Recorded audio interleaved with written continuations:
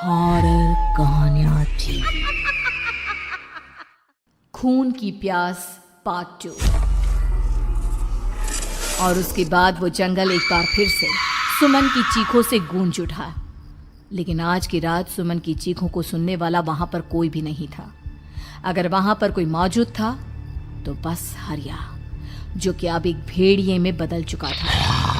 सुमन के बालों को पकड़कर घसीटते हुए वो जंगल के बीचों बीच एक जगह पर ले जा रहा था। अगली सुबह गांव में। अरे भाई, पता नहीं क्या बात है, अपने गांव का हरिया किसान और उसकी पत्नी सुमन दोनों गायब हैं। दोनों का कोई अता पता नहीं। अरे कैसी बातें कर रहे हो भाई, ये कब हुआ है? अरे पूरे गांव में खबर फैली पड़ी है। कल रात को दोनों खेत की तरफ जा रहे थे, लेकिन लौटकर आए ही नहीं। तो हो सकता है अपने खेत पर होंगे। पूरा गांव ढूंढ कर आया है भाई। जानते हो क्या मिला वहां पर? क्या हुआ भाई? क्या मिला? बताओ हमें, क्या मिला? अरे हरिया की पत्नी सुमन के कपड़े पड़े हुए थे। शरीर का एक एक कपड़ा फटा हुआ झोपड़ी के बाहर पड़ा था, लेकिन दोनों पति पत्नी का कोई पता ठिकाना नहीं था। अरे भाई, लेकिन उसका जो दोस्त है ना रामू किसान, उससे पता करके आते हैं ना। अब तक तो दोनों साथ ही खेत पर जाया करते थे। हाँ, हमें उसके घर जाना चाहिए भाई। चलो वहाँ चलते हैं, चलो। वो सारे लोग रामू के घर पर पहुंचते हैं। रामू अपने घर के बाहर बैठकर हुक्का पी रहा था।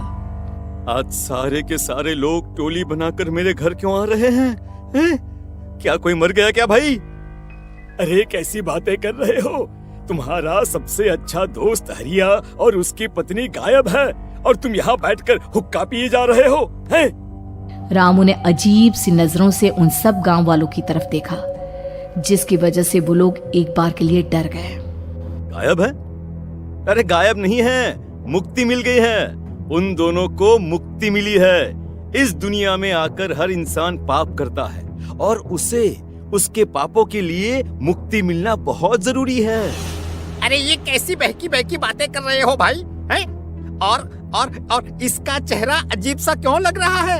लगता है दोस्त के मरने का गम बैठ गया है। पागल हो गया है शायद ये पागल। ये बात सुनते ही रामू चीख कर जोर से चिल्लाते हुए कहता है, पागल मैं नहीं हूँ, पागल तुम सब हो। और ये शैतानी जंगल अब तुम में से किसी को नहीं छोड़ने वाला, सबको खा जाएगा। याद रखना मेरी बात। शैतानी जंगल? कैसा शैतानी जंगल? लगता है रामू पागल हो चुका है। हमें यहाँ से चलना चाहिए भाई। चलो। तभी रामू की पत्नी बाहर आती है। नहीं, आप लोग इनकी बात का बुरा मत मानिए। 2 दिन पहले हरिया के साथ खेत पर गए थे। जब से वहाँ से आए हैं तब से ऐसी ही बातें कर रहे हैं। भगवान जाने ऐसा क्या देख लिया उन्होंने, खेत में कुछ भी बड़बड़ाते रहते हैं। लेकिन गांव के लोगों ने कमला की कोई बात नहीं सुनी, और वो सब वहां से चले गए। रात अब धीरे धीरे ढलने लगी थी। तभी अचानक किसी ने धीमी सी आवाज में रामू को पुकारा। रामू, आ जाओ, मैं तुम्हारा इंतजार कर रहा हूँ। और सुनो, अपनी पत्नी को साथ लेकर आना, नहीं तो काम अधूरा रह जाएगा। ये आवाज सुनते ही रामू के चेहरे पर शैतानी मुस्कुराहट आ जाती है। वो धीमे कदमों से अपने घर के अंदर आता है। क्या हुआ? तबीयत ठीक है ना अब आपकी? मैं तुझे अपने साथ खेत पर ले जाने आया हूँ, चल। मैं तुम्हारे साथ कहीं नहीं जाने वाली। मुन्ना गहरी नींद में सो रहा है, और उसे अकेला छोड़कर मैं तुम्हारे साथ खेत पर नहीं आ सकती। वैसे भी तुम्हारे उन खेतों में भगवान जाने कौन सा राक्षस घूम रहा है, मुझे तो डर लगता है। रामू गुस्से में दांत पीसता अपनी झोपड़ी से बाहर आ जाता है, और कमला गहरी नींद में अपने बच्चे के साथ सो जाती है।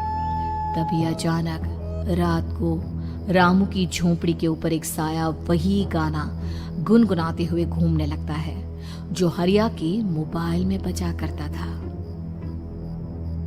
मैं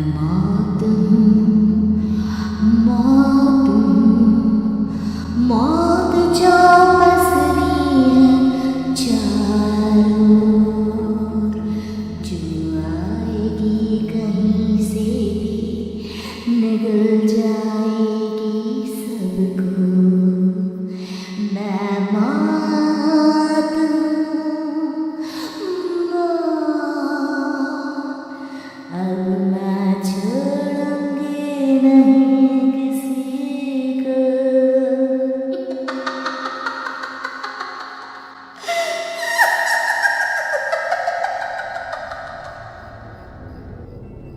ये आवाज सुनकर रामू की पत्नी कमला की आंख खुलती है और वो देखती है कि उसका मुन्ना अपनी जगह से गायब था। कमला चीखते हुए बाहर दौड़ कर आती है। वहां पर उसने देखा कि रामू ने अपने बच्चे को झोपड़ी के बाहर एक पेड़ से उल्टा लटकाया हुआ था और उसका बच्चा चीख चीख कर रो रहा था। वहीं दूसरी तरफ एक साया बच्चे के ठीक नीचे आग जलाकर उसके चारों तरफ हैवानों की तरफ नाच रहा था। छोड़ दो मेरे बच्चे को। अरे क्या कर रहे हो तुम? शर्म नहीं आती तुम्हें अपने ही बच्चे को इस तरह मौत के हवाले करते हुए? अपना बच्चा? किसने कहा ये मेरा बच्चा है? अरे ये तो उस रामू की औलाद है, इस गांव के किसान रामू की, और मेरी दुश्मनी इस गांव के हर इंसान के साथ है। क्या कैसी बात कर रहे हो तुम? और ये औरत कौन है? ये मेरे बच्चे को खा जाएगी। तभी अचानक से उस साया ने एक बेहद खतरनाक दिखने वाली औरत का रूप ले लिया और उसकी आंखों से आग निकल रही थी। सही पहचाना तूने, मैं तेरे बच्चे को खा जाऊंगी। अगर तू अपनी इस हैवान पति रामू के साथ जंगल नहीं आए तो मैं तेरे बच्चे को खा जाऊंगी। लेकिन क्यों? आखिर क्या चाहती हो तुम मुझसे? मुझे जंगल क्यों ले जाना चाहती हो? औरत बुरी तरह से ठहाके मार मार कर जोर जोर से हंसने लगी और साथ में रामू भी। ये तो तुझे वहाँ चलने के बाद ही पता चलेगा ना। अगर तू नहीं आई तो थोड़ी देर में तेरा ये बच्चा आग में जलकर मर जाएगा। चल जल्दी। नहीं मेरे बच्चे को छोड़ दो। तुम जहाँ कहोगे मैं तुम्हारे साथ चलने के लिए तैयार हूँ। और उसके बाद उस बच्चे को झोपड़ी में लिटाकर आगे आगे वो साया चल रहा था और उसके पीछे पीछे रामू अपनी पत्नी के बाल पकड़कर उसे घसीटते हुए जंगल की तरफ ले गया। जंगल में जाने के बाद, कितनी खूबसूरत हो तुम। आज की रात बस तुम और मैं एक दूसरे के साथ रहेंगे। मुझे तुमसे बहुत डर लग रहा है। तुम्हें क्या हो गया है? तुम तो बिल्कुल ठीक थे। वो होगा जो हमारे बीच होना चाहिए। तो आओ अपने आप को मेरे हवाले कर दो। कमला ने डर की वजह से अपनी दोनों आंखें कसकर बंद कर ली थी। रामू ने बुरी तरह से चीख कर कमला से कहा, आंखें खोलो अपनी और मेरी तरफ देखो। कमला ने जैसे ही अपनी आंखें खोली उसने देखा कि रामू एक खतरनाक खूनी हैवान में बदल चुका था। कौन हो तुम? जाने दो मुझे। क्या चाहते हो मुझसे? वही जो एक आदमी एक औरत से चाहता है।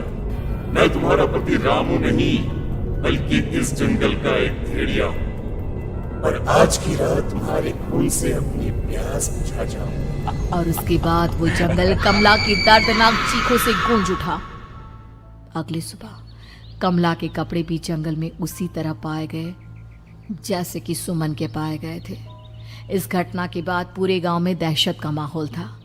अपने माँ बाप की मौत और गांव में हो रहे इस तरह की घटनाओं की खबर सुनकर किशन शहर से गांव लौट आया था। अपने माँ बाप की बेदर्द मौत की वजह से वो बहुत परेशान था।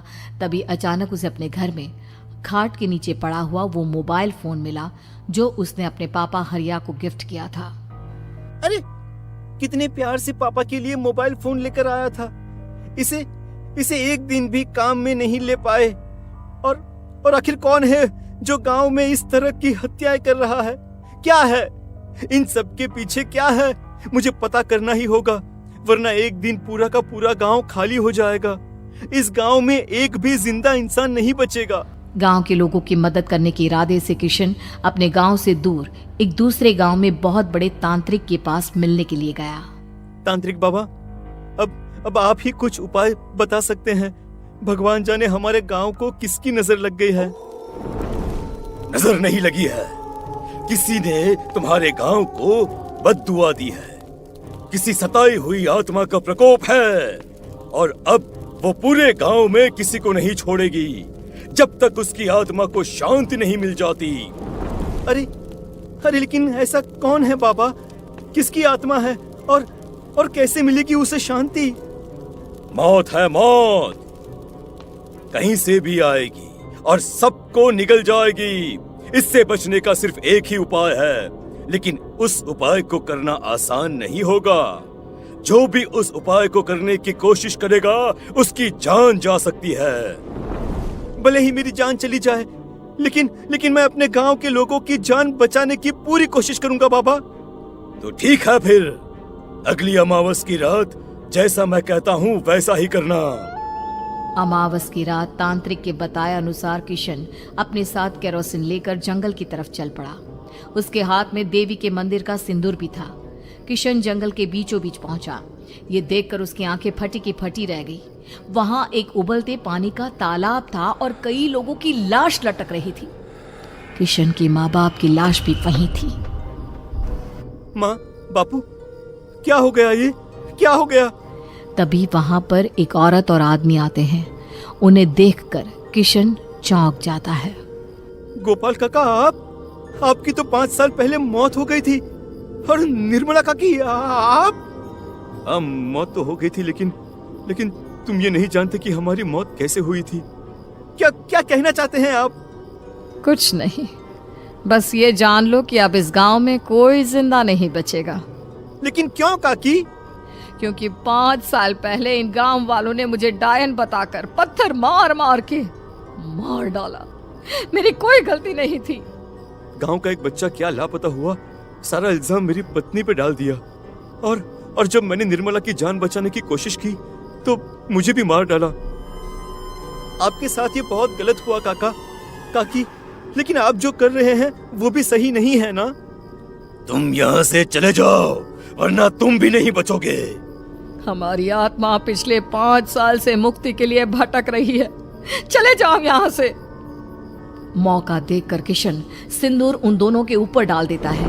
उनका शरीर जलने लगता है और वो भयानक तरीके से चिल्लाने लगते हैं। अगले ही पल किशन उनके ऊपर केरोसिन डाल देता है और वो दोनों जल जाते हैं।